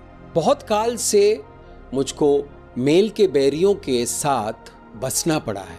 मेल मिलाप वाला मेल है। शांति के बैरियां यानी शांति का दुश्मन। आप अच्छा बात बोलने जा रहे हो, वो लोग आपको गाली दे रहे हैं। उनके जीवन में कुछ ऐसा दिख रहा है, आपको परमेश्वर ने दिखाया, आप उनको सलाह देते हो, बड़े प्यार से आप उनको काउंसिल करते हो, उनको बुरा लगता है और वो आपके खिलाफ अपने शब्दों को लेकर आते हैं, झूठे शब्दों को लेकर आते हैं। ये दूर के लोगों की बात नहीं कर रहा है। भजन संहिता का लेखक, परमेश्वर का वचन हमें दूर दराज के लोगों के बारे में नहीं बोल रहा है, ये उन लोगों के बारे में बता रहे हैं जो आपके आसपास हैं, जो किसी भी वक्त आपको कांटेक्ट कर सकते हैं। फोन नंबर उनके पास है या फिर चल के आ जाएंगे, हाय हेलो करेंगे। आप परमेश्वर का शालोम देना चाहते हो, लेकिन जब भी आप शालोम की बात करते हो, जब भी आप परमेश्वर का वचन देते हो, जब भी आप अच्छी बात बोलते हो ताकि उनके जीवन में भलाई हो, उनके जीवन में शांति हो, वो लड़ने के लिए तैयार हो जाते हैं। पुराने नियम में जितने भी भविष्यवक्ता थे वो वही बातें बोलते जो परमेश्वर ने उनको बोलने के लिए कहा। परमेश्वर ने बोलने के लिए कहा, उन्होंने बोला, उनका गर्दन उड़ा दिया, उनको बीच में से काट दिया, उनको आग में ढकेल दिया, उनको सांपों और बिच्छुओं को बीच में डाल के मार दिया। आज भी अंधकार की शक्तियां ये कर रही है। बहुत काल से मुझको मेल के, शांति के बैरियों के साथ बसना पड़ा है। प्रभु, कब तक मैं इन लोगों को झेलता रहूं? कब तक मैं इन लोगों के बीच में रहूं? कब तक? मैं शांति चाहता हूं, मैं शांति चाहता हूं, मुझे शांति चाहिए, मुझे शलोम चाहिए। उनको नहीं चाहिए। वो लड़ते हैं। जब शलोम बोलता हूं तो लड़ते हैं। मैं बोलता हूं शांति में बने रहो तो वो लड़ते हैं। लड़ने के लिए हर इंसान तैयार है आज की तारीख में। तब भी था, आज भी है, आज ज्यादा है। मुंबई में मैंने देखा है, एक इंसान ने उस आदमी के साथ बुरा किया, वो आदमी उसको मार रहा है, पब्लिक धुलाई कर रही है। एक दिन मैंने पूछा, भाई क्यों मार रहे हो? पता नहीं, सब लोग मार रहे थे तो मैंने भी मारा। तो आपके साथ कुछ बुरा नहीं किया? नहीं, मेरे साथ कुछ नहीं किया। आपके साथ पहले किसी ने बुरा किया? हाँ, मेरे साथ पहले की पॉकेट मारने, मेरा सैलरी आया था तभी पैसे थे जेब में तो पॉकेट मारा था। बहुत गुस्सा आया था मेरे को तब, उसको मारने नहीं मिला, ये मिल गया ना, इसको मारते हैं। हर आदमी गुस्से में है, हर आदमी द्वेष में है, हर आदमी नफरत के साथ चल रहा है। आदमी औरत दोनों। परमेश्वर का दास कहता है कि मैं शांति में रहना चाहता हूँ, परंतु शांति के बारे में बोलते ही वो लड़ना शुरू कर देते हैं, वो लड़ना चाहते हैं। ये टीचिंग क्यों दिया पवित्र आत्मा ने आज? क्योंकि हम शांति दूत हैं, हमें शांति में चलना है। आसपास के लोग लड़ने के लिए तैयार हैं। कुछ लोग हैं जिनको आप मिनिस्टर करते हो, वो भी लड़ने को तैयार है। गलती उनकी नहीं है। हमारे जीवन में परिस्थितियां, सिचुएशन इतनी बुरी तरीके से हमारे खिलाफ आते रहे, लोग हमारे खिलाफ आते रहे, हमें लड़ने की आदत हो गई है। हम लड़ने में प्रोफेशनल्स हो गए हैं। शांति बनाए रखना हमें आता नहीं है। गुलामी में चलना हमें आता है, आज़ादी में चलना हमें नहीं आता है। आज़ादी में चलने का मतलब है आप शांति में चलोगे। जो वीडियो मैंने देखा, उसकी आया या माँ जो भी है, बच्चे को सही रास्ता बता रहे थे, लेकिन बच्चे के दिमाग में फोन के नशे ने, फोन के पकड़ ने इतने जोर से पकड़ लिया था कि उसको लगा कि फोन के लिए तो मैं इसका सर खोल दूं। उसने बैट लिया और बड़े जोर से मारा, हिस्सा पूरा उठाया, ठा करके मार दिया। ये पड़ा औरत उधर। कोई मलाल नहीं है, कोई गिल्ट नहीं है, कोई डर नहीं है। गया, फोन लिया, आराम से बैठ के फोन पर खेलना शुरू कर दिया। वो वहां पड़ी रही, ये फोन पर खेलता रहा, वो वहां पड़ी रही, ये फोन पर खेलता रहा। ये तो बच्चा है, बेबुद्धि है। कब तक हम मसीह लोग बेबुद्धि बनकर चलते रहेंगे? कब तक हम दूध पीते बच्चे बनकर रहेंगे? कब मैच्योर होंगे? ये सवाल हमें अपने आप से पूछना है। और हमें परिपक्वता में आना है, हमें मैच्योर होना है, हमें मैच्योरिटी के साथ चलना है। भजन संहिता 121 को पढ़ेंगे 1 से लेकर 8 तक। मैं अपनी आंखें पर्वतों की ओर लगाऊंगा, मुझे सहायता कहाँ से मिलेगी? मुझे सहायता यहोवा की ओर से मिलती है, जो आकाश और पृथ्वी का करता है। वो तेरे पांव को टलने न देगा, तेरा रक्षक कभी भी ना ऊंगेगा। सुन, इज़राइल का रक्षक न ऊंगेगा न सोएगा। यहोवा तेरा रक्षक है, यहोवा तेरी दाहिने ओर तेरी आड़ है। ना तो दिन के धूप से न रात की चांदनी से तेरी कुछ हानि होगी। यहोवा सारी विपत्ति से तेरी रक्षा करेगा, वो तेरे प्राणों की रक्षा करेगा। यहोवा तेरे आने जाने में तेरी रक्षा अब से लेकर सदा तक करता रहेगा। परमेश्वर के पर्वत का मतलब परमेश्वर का गवर्नमेंट। परमेश्वर का गवर्नमेंट का मतलब है परमेश्वर के गवर्नमेंट में आपको सुरक्षा मिलेगी, परमेश्वर के गवर्नमेंट में आपको छुटकारा मिलेगा, परमेश्वर के गवर्नमेंट में आपको सही रास्ता मिलेगा, परमेश्वर के गवर्नमेंट में आपको सुरक्षा मिलेगी, परमेश्वर के गवर्नमेंट में आपको साधन मिलेगा, परमेश्वर के गवर्नमेंट में आपको बुद्धि मिलेगा, ज्ञान मिलेगा, समझदारी मिलेगी, इंटेलिजेंस मिलेगा। मैं अपनी आंखें पर्वतों की ओर लगाऊंगा, मुझे सहायता कहां से मिलेगी? कहां से मिलेगी?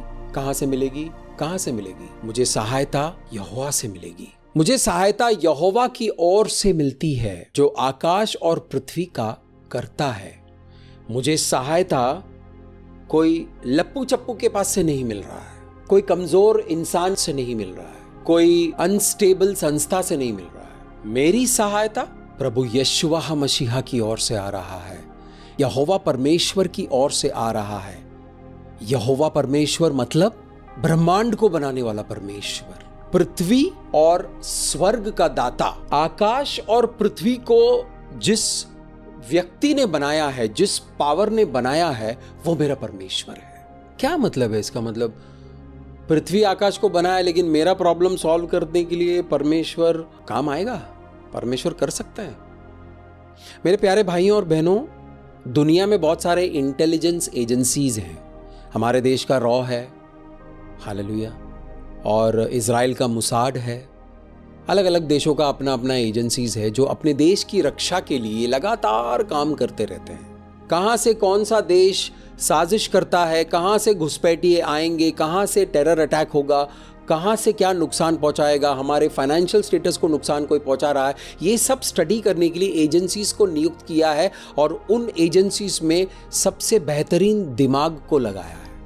इज़राइल का एजेंसी जो दुनिया में सबसे बेस्ट है, उनको अपने एजेंसी के ऊपर फक्र है। They are proud of their secret agents and the agency. वो एजेंसी भी उस हमले को रोक नहीं पाई। परमेश्वर यहां पर एक मैसेज दे रहे हैं, अपने बल पर विश्वास मत करो, अपने इंटेलिजेंस पर विश्वास मत करो, अपने तरीकों पर विश्वास मत करो, वो कभी भी विश्वासघाती हो सकते हैं।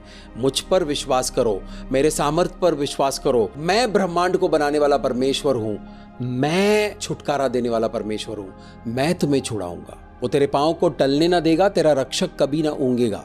किसी ने बोला कि इसका ध्यान रखना, इसको देखते रहना है, गड़बड़ करेगा कभी। तो हम देख रहे हैं, हम उसको देख रहे हैं। 1 घंटा हो गया देख रहे हैं, 2 घंटा हो गया देख रहे हैं। अब हम थोड़ा सा रेस्टलेस हो जाते हैं, यार कितना देर बैठेगा। अभी आधा घंटा बोल के गए, 2 घंटे हो गए। देखते देखते देखते देखते नींद आनी शुरू हो गई। जैसे नींद आया, वहां पर दुर्घटना घटी। परमेश्वर लगातार आपके जीवन में आपके कामों को देख रहा है। वो कभी भी झपकी नहीं मारता है, वो ऊँघता नहीं है। ऊँघने वाला इंसान 1 सेकंड में उड़ जाता है। सोने वाला इंसान पता नहीं कब उठेगा, 3 घंटा, 4 घंटा, 6 घंटा, 7 घंटे के बाद उठेगा, किसी को कुछ मालूम नहीं। जब आप पर इमोशनल हमला हो रहा हो, जब आपके ऊपर कटु बात करते हैं, जब आपके ऊपर खराब झूठ से भरा हुआ शब्द बोलते हैं, जब आपके ऊपर जहर वाला मैसेज डाल के कोई भेजता है, तो आपके हृदय पे, आपके सिस्टम पर असर होता है। उस असर की वजह से आप हिल जाते हो, और वो हालत जो आपके मन का है, उसमें आप खुद से जाके बुरा कर सकते हो। मैं अपने आप को पंखे पे लटकाने वाला था, मैं स्टूल लगाकर रस्सी लगा दिया था अपने गले में। उस वक्त मैं यीशु मसीह को नहीं जानता था, मैं किसी को नहीं जानता था। लेकिन जब मैं यीशु मसीह को जानता नहीं था, जब मैं परमेश्वर को जानता नहीं था, जब मैं खुदा को जानता नहीं था, जब मैं खुदा के खिलाफ पाप करने वाला इंसान था, उस वक्त परमेश्वर ने मुझे बचाया। इलेक्ट्रिसिटी मैंने बंद कर दी थी, पंखे के ऊपर मैंने नायलॉन की रस्सी लगा दी थी, और मैं स्टूल को लात मारने वाला था। करंट आया मेरे ऊपर। प्लास्टिक के रस्सी में से करंट कैसे आ सकता है? मेन स्विच मैंने ऑफ कर दिया था, करंट आया मेरे ऊपर, तो मैं डर गया। रस्सी निकालकर मैं ऐसा हिलता रहा 1-1.5 घंटे तक। वो परमेश्वर का अनुग्रह आया मेरे ऊपर। उसका वचन कहता है कि तेरे पांव को मैं टलने नहीं दूंगा। दूसरों के छलावे की वजह से, दूसरों के घात की वजह से तू जो गलत काम करने जा रहा था, मैं तुम्हें वहां से बचा कर लाया हूं। अब मैं तुम्हें लोगों के फालतू बातों में फंसने नहीं दूंगा, वहां से मैं तुम्हें निकाल कर ले जाऊंगा। कौन कर रहा है ये? कोई माँ, कोई बाप, कोई भाई, कोई बहन, कोई बीवी, कोई पति, कोई बच्चे नहीं कर रहा है, परमेश्वर कर रहा है अपनी महिमा के लिए। लोगों का क्या है? अपने मुंह से जैसा गटर बहता है, लोगों के मुंह से शब्द बहते हैं। जैसे सांप के दांत में से जहर निकलता है, लोगों के मुंह से जहर निकलता है, और वो जहर जब दूसरे इंसान पर असर करता है तो वो पूरी तरह से हिल जाता है। कुछ भी कर सकता है, वो जाकर शराब पी सकता है, जाकर जुआ खेल सकता है, जाकर किसी पुरुष वैश्या या स्त्री वैश्या के साथ जाके सो सकता है, जाकर अपनी दुनिया लुटा सकता है, जाकर अपने बीवी बच्चों को मार सकता है, जाकर अपने माँ बाप को गाली दे सकता है, कुछ भी कर सकता है। लेकिन परमेश्वर का वचन आया, अभिषेक को रिसीव करो। देखो, परमेश्वर का वचन आया है, रिसीव करो इस अभिषेक को। परमेश्वर का वचन कहता है कि मैं तुम्हारे पांव को टलने नहीं दूंगा। ये वो परमेश्वर है जिसके पास सबसे अच्छा इंटेलिजेंस एजेंसी है। ये परमेश्वर, हमारा परमेश्वर, ब्रह्मांड को बनाने वाला परमेश्वर आपको फिसलने नहीं देगा, आपको गिरने नहीं देगा। मेरे प्यारे भाइयों और बहनों, कड़वी बातें सुन सुनकर लोगों की तबीयत भी खराब हो जाती है। ब्लड प्रेशर बढ़ता है, शुगर का प्रॉब्लम होता है, एंजाइटी अटैक्स होते हैं, घबराहट होती है। लेकिन परमेश्वर कहता है कि वहां पर मैं तुम्हें चंगाई दूंगा। ये वो जगह है जो किसी को दिखता नहीं है। ये वो जगह है जो कोई डॉक्टर, कोई फिजिशियन, कोई सर्जन मरहम पट्टी नहीं कर सकता, ऑपरेशन करके निकाल नहीं सकता है। ये वो जगह है, आपका मन, इसको सिर्फ परमेश्वर ठीक कर सकता है। और उनका वचन कहता है कि मैं तेरे पांव को टलने नहीं दूंगा, मैं तेरा रक्षक हूं। ब्रांड है। कौन है मेरा रक्षक? यहोवा परमेश्वर मेरा रक्षक है। यहोवा निस्सी का बोर्ड है मेरे ऊपर। सुन, इज़राइल का रक्षक ना ऊँगेगा और ना सोएगा। परमेश्वर ना ऊँगेगा ना सोएगा, यानी परमेश्वर आपसे कंटालेंगे नहीं। अरे कंटाल आ गया यार मुस्तफ़ा को देखते देखते, कितना देखूं, ऐसा कभी नहीं करेंगे परमेश्वर। परमेश्वर लगातार प्रेम से मुझे देखते रहेंगे।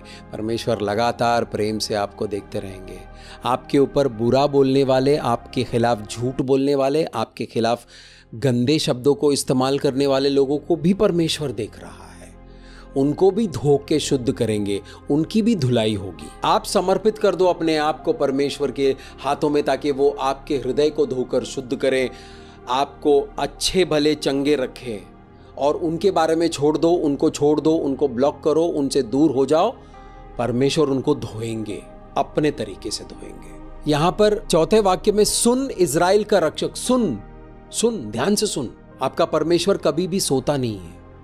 आप पुकारोगे तो आपको जवाब देंगे। यहोवा तेरा रक्षक है, यहोवा तेरे दाहिने ओर तेरी आड़ है। किस तरह का रक्षक है? वो दाहिने ओर से तुम्हारी रक्षा करता है। लेफ्ट हैंड और राइट हैंड है। राइट हैंड जो है वो आशीष का, अच्छे कामों को करने का साइड है। जब आप अपने आसपास के लोगों के साथ अच्छा करते हो ना, तब वो लोग डंक मारते हैं, क्योंकि उनके अंदर दुष्ट आत्माएं हैं। उस वक्त आया होगा, उस वक्त कोई बुराई होगा, उनके अंदर कोई एटीट्यूड है ऐसा, उनके अंदर कोई ऐसा व्यक्तित्व है, उनके अंदर कोई ऐसा पर्सनालिटी ट्रेट है जिसको अंधकार की शक्तियों ने बनाया है। उनके अंदर एक बहुत अच्छा बिल्डिंग है, लेकिन उसके अंदर किसी ने कोई बुरी चीज रख दी है, तो बाहर से नहीं दिख रहा है, अंदर से दिख रहा है। उसी तरह हमारे पर्सनालिटी के अंदर जो बुराई है, उसको बहुत पहले अंधकार की शक्तियों ने प्लान करके वहां पर सेट किया है। उससे क्या हो गया? हमारे कर्म, हमारे काम, हमारे क्रिएटिविटी, हमारी सारी चीजें, हमारा परिवार, हम जो करते हैं, हम आज करते हैं ना, आज हम कुछ ना कुछ तो हमारे जीवन में होता रहता है, हम करते रहते हैं। वो दाहिने साइड से करते हैं, परमेश्वर की धार्मिकता के साइड से करते हैं, राइट साइड से करते हैं, राइटली करते हैं। राइट को अगर गंदा कर दो तो राइट रॉन्ग हो जाएगा। किसी बच्चे को बोलो सिगरेट पीना अच्छा है सेहत के लिए, तो उसको क्या दे रहे हैं हम लोग? रॉन्ग चीजें राइट है बोल के दे रहे हैं। तो आपका राइट साइड में जो कंटामिनेशन हुआ है, आपके राइट साइड में जो चोट पहुंची, आपके राइट साइड में जो घाव आया है, आपके राइट साइड में जो नुकसान हुआ है, उसकी वजह से आपका जीवन राइट नहीं चल रहा है, आपका जीवन कहीं और गड्ढे में जा रहा है। तो परमेश्वर कहता है कि राइट साइड से मैं तुम्हें रक्षा करूंगा। तो लेफ्ट साइड छोड़ देंगे, लेफ्ट साइड में कोई नहीं आएगा। ज्यादातर लोग राइट हैंडर होता है, और किसी दुश्मन को, उस इंसान को अपाहिज बनाना है तो वो लेफ्ट हैंड नहीं काटेगा, वो राइट हैंड को काटेगा, राइट हैंड को नुकसान पहुंचाएगा। कोई किसी कंपनी में काम करता है, उसका काम है, उसका राइचसनेस है, उसकी धार्मिकता है, वो जाता है काम करता है, तो उसको नुकसान पहुंचाने वाला दूसरी किसी कंपनी में जाके बुरा नहीं करेगा, इधर ही बुरा करेगा ताकि उसको नुकसान हो। और परमेश्वर आपके दाहिने ओर से आपकी रक्षा करता है। बाया साइड कुछ कर नहीं रहा है तो उधर क्यों नुकसान पहुंचाएगा अंधकार की शक्तियां? बुरा शब्द बोलने वाले लोग वहां उस एरिया में बुरा बोलते हैं जहां आप राइज करने वाले हो। हालेलुया। जिस एरिया में, जिस क्षेत्र में आप ऊंचा उठने वाले हो, वहां आकर गंदी बातें बोलते हैं। वहां परमेश्वर ढाल बनकर आपकी रक्षा करेंगे। बहुत बार सेवकाई में जो लोग आपके प्रार्थनाओं से, आपके कनेक्शन, आपका परमेश्वर के साथ जो कनेक्शन है, उसकी वजह से आशीषित हुए हैं, वही लोग बुरा बोलकर अपने पैर पर कुल्हाड़ी मार लेते हैं। क्योंकि जब मूसा के खिलाफ बुरा बोला, परमेश्वर देखो कितना वफादार है। मूसा के खिलाफ मूसा की बहन और मूसा का भाई दोनों बोल रहे थे। परमेश्वर ने बुलवाया, इधर आओ। मरियम और अरुण को बुलाया। क्या ड्रामा चल रहा है तुम लोगों का? तुम लोग किसके बारे में बात कर रहे हो पता है? मेरे दास के बारे में बात कर रहे हो। तुम्हारा भाई होगा, तुमने साथ में खेला कूदा, टपली वपली मारा होगा, लेकिन इस वक्त वो मेरा दास है। खबरदार। कोड दे दिया मरियम को थोड़ी देर के लिए। थोड़ी देर के लिए इसलिए दिया क्योंकि मूसा ने हाथ जोड़कर विनती प्रार्थना की, प्रभु नहीं जाने दो, मेरी बहन है, पूरे परिवार पर श्राप आएगा, कोड़ी बनकर घूमेगी वो, रहने दो उसको एक हफ्ता ऐसे। परमेश्वर प्रेम करता है सबसे, परमेश्वर सबसे प्रेम करता है, तो परमेश्वर करेक्ट भी करेगा। परमेश्वर ने मुझे कुछ मुश्किल परिस्थितियों में डालकर धोया है, अच्छा खासा धोया है। उस धुलाई से मुझे आज भी थोड़ा सा डर लगता है, तो मैं परमेश्वर से तुरंत तौबा कर लेता हूँ, परमेश्वर से प्रार्थना कर लेता हूँ, रिपेंट कर लेता हूँ, परमेश्वर को बोलता हूँ पवित्र लहू से धो दो, मुझे वो वाली धुलाई नहीं चाहिए, ये वाली धुलाई चाहिए, धोकर शुद्ध कर दो, मुझे साफ करो, मुझे कोई अहंकार में नहीं चलना है, मुझे किसी का बुरा नहीं करना है, मुझे प्लीज़ बचा लो, मुझे नहीं करना है। उन लोगों ने मुझे बुरा बोला, मन में बहुत सारी कड़वाहट है, प्रभु मुझे बचाओ, मेरी रक्षा करो और मुझे इस दलदल से निकालो। बस इतना ही करना है, आपको उस दलदल से निकाला जाएगा। लोगों की गंदी बातों को जब हम ग्रहण करते हैं तो हमारी आशीषें आनी रुक जाती है। अगर मेरा मन नाराज है, तो परमेश्वर के आशीषों को ना तो मैं रिसीव कर सकता हूं और ना तो परमेश्वर के आशीष मेरे जीवन से प्रकट होंगे। इसीलिए अंधकार की शक्तियां हमारे करीबी लोगों का इस्तेमाल करता है हमें नाराज करने के लिए, लेकिन हमारा परमेश्वर हमें देख रहा है, वो न सोता है न ऊँघता है, वो लगातार हमारी रक्षा करता है दाहिने ओर से, यानी हमारा जीवन जहां से बड़ा हो रहा है वहां से वो हमें प्रोटेक्ट कर रहा है। हालेलुया। रिसीव करो, इस अभिषेक को रिसीव करो। सुरक्षा का अभिषेक मौजूद है इस वक्त, इस अभिषेक को रिसीव करो। जब भी आप किसी की सेवा करोगे सेवकाई में, जब भी आप किसी के लिए प्रार्थना करोगे, तो आप परमेश्वर को इन्वॉल्व करना, खुद से मत करना। अगर आप अभी स्ट्रांग नहीं हो आत्मा में, तो वो पूरा सिचुएशन परमेश्वर के हाथ में दे दो, खुद से मत करने जाओ। बहुत बार पड़ सकती है, हमें समझदारी के साथ चलना है, सूझबूझ के साथ चलना है। और किसी को भी इतनी जगह मत दो, जिस दिन उसका तलवार लेकर घुसाने का मन करेगा वो तलवार अंदर तक घुसे। किसी को भी इतने दायरे में आने मत दो, थोड़ा दूर रखो लोगों को। सबको प्रेम करो, प्रेम पूरा करो, लेकिन इतना पावर मत देना कि आपके जिंदगी में आकर एक तलवार घुसा दे, एक भाला घुसा दे, जहर डाल दे आपके जीवन में। इतनी जगह किसी को नहीं देना। ये परमेश्वर की बुद्धि है। इसको जब आप मानकर चलोगे तो आपका जीवन स्ट्रांग होगा, प्रगतिशील तरीके से आप आगे बढ़ोगे। चाहे बिजनेस कर रहे हो, फैमिली हो, परिवार हो, सेवकाई हो, जो भी आप कर रहे हो, स्ट्रांग होकर चलेंगे। ना तो दिन के धूप से, ना रात की चांदनी से तेरी कुछ हानि होगी। दिन का धूप, ऐसी परिस्थितियां, ऐसे लोग, ऐसी चीजें जो सामने से आता है, जो दिन में दिन दहाड़े आते हैं, वो नुकसान नहीं पहुंचा पाएगी, क्योंकि यहोवा परमेश्वर लगातार आप पर नजर गड़ाए हुए हैं। उनको दिख रहा है कि सामने से परिस्थितियां आ रही है। मुस्तफा, इन लोगों को छोड़कर यहां से निकल जाओ, छोड़ दो इन लोगों को, उनको मैं देख लूंगा, यहां से निकल जाओ। निकलना है, निकलना है, हमें आगे बढ़ते रहना है, रुकना नहीं है।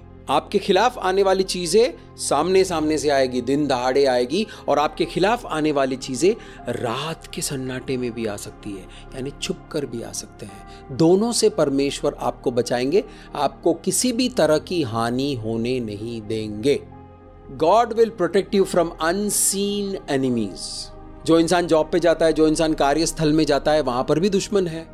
दुश्मन लोग नहीं है, दुश्मन अंधकार की शक्तियां हैं, दुश्मन बुरी आत्माएं हैं, दुश्मन दुष्ट आत्माएं हैं। वो लोगों के अंदर, लोगों के जरिए आपके जीवन में जहर घोलने की कोशिश करते हैं, लेकिन परमेश्वर का वचन आया है कि परमेश्वर ढाल बनकर उस जहर से आपको बचाएगा, वो जहर को फैलने नहीं देगा, वो जहर को आपके जीवन का नाश करने नहीं देगा। हालेलुया। रिसीव करो, ये अभिषेक आपका हुआ। हालेलुया। यहोवा सारी विपत्ति से तेरी रक्षा करेगा, वो तेरे प्राण की रक्षा करेगा। सारी विपत्तियां मतलब डेंजर। किसकी बातें आपके जीवन को डेंजर में डाल सकती है आपको पता भी नहीं है। इस बात को समझाने के लिए परमेश्वर ने, जो बुरा शब्द बोलने वाले लोग हैं, जो आपको एक्यूज करते हैं, आपकी निंदा करते हैं, ऐसे लोगों ने बोलना शुरू किया और मेरे शरीर में दर्द होना शुरू हुआ।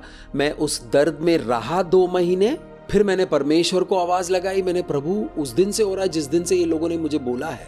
पवित्र आत्मा ने बोला, पता चल गया? बोला हाँ पता चल गया, अब मैं तुम्हें आजाद करूंगा। अरे प्रभु, अभी तक क्यों नहीं किया? क्योंकि मैं चाहता था कि तुम इस बात को जानो कि किसी के शब्द से शारीरिक हानि भी हो सकती है, मानसिक हानि तो होगी, भावनात्मक हानि तो होगी, शारीरिक हानि भी होगी।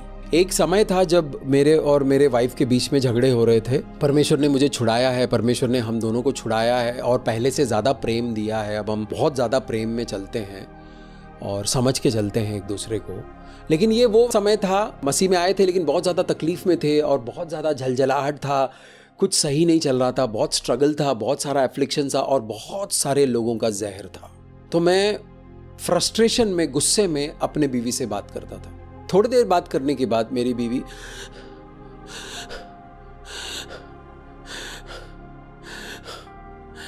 क्या हुआ? तेरे को थोड़ी बोल रहा था, मैं तो उनके बारे में बोल रहा था। पता नहीं ऐसा होना शुरू हो गया, मैं डर गया। मैंने पवित्र आत्मा से बोला, ये क्या है? तो पवित्र आत्मा ने बोला, तुम्हारे अंदर जो कड़वाहट है उसका नतीजा है। मुझे पुकारो और मुझसे बात करो, उससे बात मत कर, वो बेचारी झेल नहीं पाएगी। बोला तो मैं अगले दिन से करना शुरू किया, नहीं, फिर हुआ ऐसे।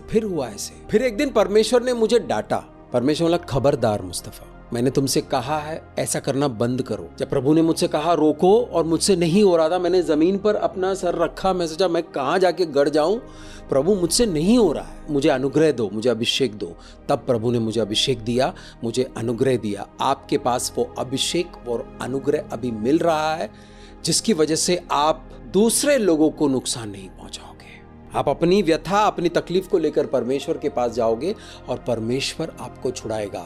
लोगों के पास जाकर उनको तकलीफ नहीं दोगे। सारी विपत्ति, कुछ बातें हमारे अंदर ही है, वो बातें हमारे अंदर से हमारे लिए विपत्ति क्रिएट कर रहे हैं, आपत्ति क्रिएट कर रहे हैं, नाराजगी क्रिएट कर रहे हैं, शरीर में बीमारियां क्रिएट कर रहे हैं, उनसे भी परमेश्वर आपकी रक्षा करेंगे। प्रार्थना में एक लाइन ऐड कर दीजिएगा, प्रभु मुझे मुझसे बचा। मैंने एक बहुत लंबा समय ये प्रार्थना किया है, अभी भी करता हूं, है प्रभु मुझे मुझसे बचा, प्रभु मुझे मेरे मन के अंधकारों से बचा। जब आप बचाओ बचाओ करेंगे, प्रभु की रक्षा आपके पास आएगी। जब आप अहंकार में चलोगे तो वही अहंकार आपको डुबा देगा, वो अहंकार आपको बचने नहीं देगा। लेकिन अगर आप अपने आप को विनम्र करोगे और परमेश्वर के हाथों के नीचे सबमिट करोगे और कहोगे प्रभु मुझसे नहीं हो रहा है, मुझे बचाओ क्योंकि मुझे मुझसे बचाओ। हर इंसान को यह प्रार्थना करना चाहिए, God save me from my self, मुझे मुझसे बचाओ। यहोवा तेरे आने जाने में तेरी रक्षा अब से लेकर सदा तक करता रहेगा। ये एक वाचा है। जब हम यीशु मसीह पर विश्वास करके पिता परमेश्वर को अपना पिता मानकर, अपना मुक्तिदाता, अपना रक्षादाता, अपने सभी पहलुओं में उनको जब हम दाता समझते हैं, अपना मुक्तिदाता समझते हैं, हमारा सेवियर समझते हैं और उस हिसाब से हम चलते हैं, तो आपकी रक्षा एक दो दिन का नहीं है, आपको रक्षा अनंत काल का मिलता रहेगा। हालेलुया। हाथों को उठाइए, परमेश्वर को धन्यवाद कीजिए। हम प्रार्थना में जाएंगे। परमेश्वर आपके खिलाफ जहरीली बातें करने वाले लोगों को आपसे दूर करेगा। आपके खिलाफ जो जहर लोगों ने उंडेला है, उस जहर से आपको निजात दिलाएगा। उस जहर की वजह से अगर आप किसी बीहड़ में चले गए हो और उसकी वजह से आपके जीवन में पाप हो रहा है, तो उस पाप से, उस बीहड़ से आपको छुड़ाकर परमेश्वर आपको आज़ादी में चलाएगा। परमेश्वर एक दो दिन प्रोटेक्शन देने वाला परमेश्वर नहीं है, परमेश्वर अनंत काल का परमेश्वर है। अनंत काल तक सदा के लिए आपको प्रोटेक्शन मिलता रहेगा, बशर्ते, कंडीशन है, आप परमेश्वर के हाथों के नीचे समर्पित होकर चलोगे, विनम्र होकर चलोगे, अनुग्रह में चलोगे। जिस तरह पिता ने तुम्हें माफ किया है, तुम दूसरों को भी माफ करो और आगे बढ़ो। माफ करो, आगे बढ़ो। माफ करके उनके साथ टाइम स्पेंड करने की जरूरत नहीं है। ये गलत फहमी है लोगों को, लोग माफ करने के बाद उनके साथ टाइम स्पेंड करना चाहते हैं। मत करो। जिन लोगों ने आपको धोखा दिया है, जो लोग आपसे जलते हैं, जो लोग आपके खिलाफ आते हैं, उनसे दूर हो जाओ, आगे बढ़ो। परमेश्वर आपके लिए बेहतरीन लोग तैयार करके रखे हुए हैं। आपका डिवाइन हेल्प आपके लिए मौजूद है। हाथों को उठाइए, रिसीव कीजिए। God is giving you your divine helpers. Divine helpers आपके साथ चलेंगे, डिवाइन हेल्पर्स आपके खिलाफ नहीं आएंगे। जो लोग आपके खिलाफ आते हैं वो डिवाइन हेल्पर्स नहीं है, वो इस दुनिया में धोखा देने वाले हेल्पर्स हैं। वो हेल्प नहीं करने आ रहा है, वो आपको तकलीफ देने आ रहा है, आपका नाश करने आ रहा है। आपको डिवाइन हेल्पर्स मिलेंगे, आपको परमेश्वर के धार्मिकता के मुताबिक चलने वाले डिवाइन हेल्पर्स आ रहे हैं आपके जीवन में। डिवाइन हेल्पर्स, डिवाइन कनेक्शंस बन रहे हैं। रिसीव करो, रिसीव करो, इस अभिषेक को रिसीव करो। जब मैं संकट में हूं तो मैं परमेश्वर को पुकारूंगा। आज ये डिसीजन ले लो। जब आप संकट में हो, जब आप तकलीफ में हो, जब आप दुख में हो, जब आप डिस्करेजमेंट में हो, जब आप निराशा में हो, जब आप बीमारी में हो, आप परमेश्वर को आवाज लगाइए। परमेश्वर लेकर आएंगे सही लोगों को आपके जीवन में। हालेलुया। धन्यवाद करते हैं पिता परमेश्वर। ब्लेसिंग आ रहा है आपके ऊपर, अद्भुत, अलौकिक, एबंडेंट ब्लेसिंग आ रहा है। रिसीव करो। कोई भी इंसान बुराई अपने मर्जी से नहीं करता है। बुराई की आत्माएं, बुराई की सोच, बुराई की शक्तियां उनसे बुरे काम करवाता है।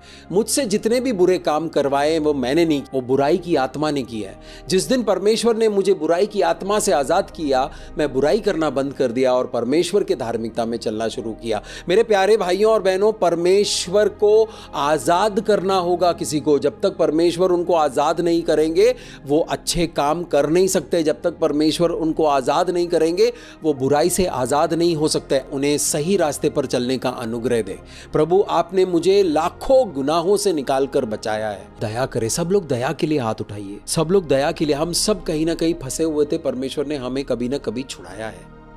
ऐसा कोई इंसान नहीं है इस वक्त जो मेरी आवाज़ को सुन रहा है जिसने कभी पाप नहीं किया हो। कोई बड़ा पाप और छोटा पाप नहीं होता है, लेकिन परमेश्वर ने हमें छुड़ाया है, मुझे छुड़ाया है परमेश्वर ने। मैं दुआ करूंगा, बोलो प्रभु आपने मुझे छुड़ाया है। मैं दुआ करता हूँ आपकी दया उनके ऊपर आए प्रभु, ताकि उनको छुटकारा मिले, उनको आज़ादी मिले और वो भले कामों को करने के लिए तैयार हो। परमेश्वर छुड़ाए उस अंधकार की पकड़ से, परमेश्वर उनको आशीष करे। छुड़ाए उस अंधकार के दलदल से, उस बुरी सोच से। आपके जीवन से फाइनेंशियल प्रॉब्लम दूर हो रहा है, रिसीव करो। फाइनेंशियल कमी घटी से दूर करने के लिए परमेश्वर का अभिषेक आया है, आपको छुड़ा रहा है। आपको फाइनेंशियल डेट से, फाइनेंशियल तंगी से परमेश्वर छुड़ा रहा है। कुछ लोगों को इमोशनल प्रॉब्लम से परमेश्वर छुड़ा रहा है।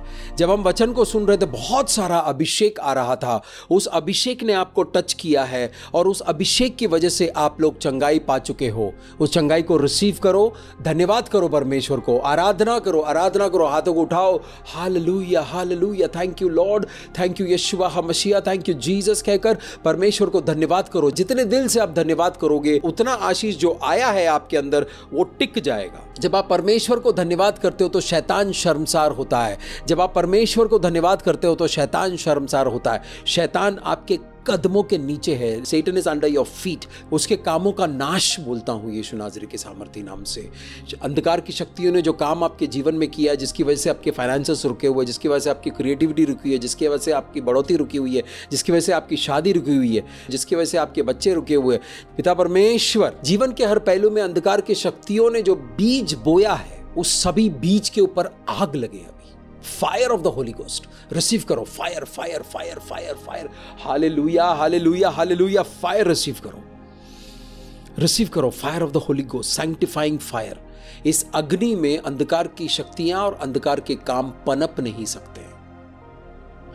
पवित्र आत्मा की अग्नि जहां पर है वहां पर अंधकार के काम और अंधकार की शक्तियां पनप नहीं सकते, टिक नहीं सकते, वो भागना शुरू करते हैं। तो आप हमेशा फायर को रिसीव करो, रिसीव करो। हालेलुया। खुर्राबा सांटा बाहंटो बोश के फाइनेंशियल ब्रेक थ्रूज, सबको फाइनेंशियल ब्रेक थ्रूज चाहिए। हाथ उठाइए जिन जिनको फाइनेंशियल ब्रेक थ्रूज चाहिए। इस वक्त ब्रेक थ्रू का अभिषेक आ रहा है, फाइनेंशियल ब्रेक थ्रू का अभिषेक आ रहा है, बीमारियों से आजादी का अभिषेक आ रहा है। बीमारियों से आजाद हो जाओ, बीमारियों से आजाद हो जाओ। जहरीली बातों से डसने वाले लोगों से आपको परमेश्वर निजात दिला रहा है। जहरीली बातों से डसने वाले लोगों से आपको परमेश्वर दूर लेकर जा रहा है, आपको आगे लेकर जा रहा है। जहरीली बातों से डसने वाले लोगों का जहर अब आपके जीवन में काम नहीं करेगा यीशु नाज़री के सामर्थी नाम से। जितना भी टी टी टी करते रहे आपके जीवन में काम नहीं करेगा। आप आजाद हो गए हो, आप सुरक्षा में हो। आपका परमेश्वर कभी सोता नहीं है, कभी ऊँघता नहीं है। हम धन्यवाद करते हैं प्रभु, हम धन्यवाद करते हैं जो समय बिताया प्रभु आपके अभिषेक में, आपके अनुग्रह में, आपके आशीष में, आपकी दया में, उसके लिए हम धन्यवाद करते हैं, उसके लिए हम धन्यवाद करते हैं पिता परमेश्वर। प्रभु जो अभिषेक आपने उंडेला है, जो वरदान आपने आपके लोगों के ऊपर उंडेला है, सभी अभिषेक को, उन सभी वरदानों को पिता परमेश्वर में यीशु मसीह के पवित्र लहू में ढककर उसे सील करते हैं। जो ब्रेक थ्रूज आपने दिया है, जो चंगाई आपने दी है, जो छुटकारा आपने दिया है, जो बुद्धि दिया है, ज्ञान दिया है, समझदारी दी है प्रभु, उन सभी वरदानों को हम यीशु मसीह के पवित्र लहू में ढकते हैं और सील करते हैं और यीशु मसीह के पवित्र नाम से इस प्रार्थना को मांगते हैं, आमीन। पिता परमेश्वर का प्रेम, प्रभु यशुआ मसीहा का अनुग्रह, पवित्र आत्मा का सामर्थ्य और उनकी संगति आपके और मेरे साथ रहे सदा सदा के लिए, आमीन आमीन आमीन। मैं आप लोगों का कोटि कोटि धन्यवाद करता हूँ, मैं आप लोगों का आदर करता हूँ, सम्मान करता हूँ कि आप लोगों ने अपने समय को परमेश्वर के राज्य में बोया है और इसका फल 100 गुना मिलेगा आपको। इसका जब प्रतिफल आएगा आपको 30 गुना नहीं, 60 गुना नहीं, 100 गुना फल लेकर आएगा। परमेश्वर आप सभी को आशीष करे। मेरा नाम मुस्तफ़ा है और मैं प्रभु यशुआ मसीहा का दास हूँ। आमीन आमीन।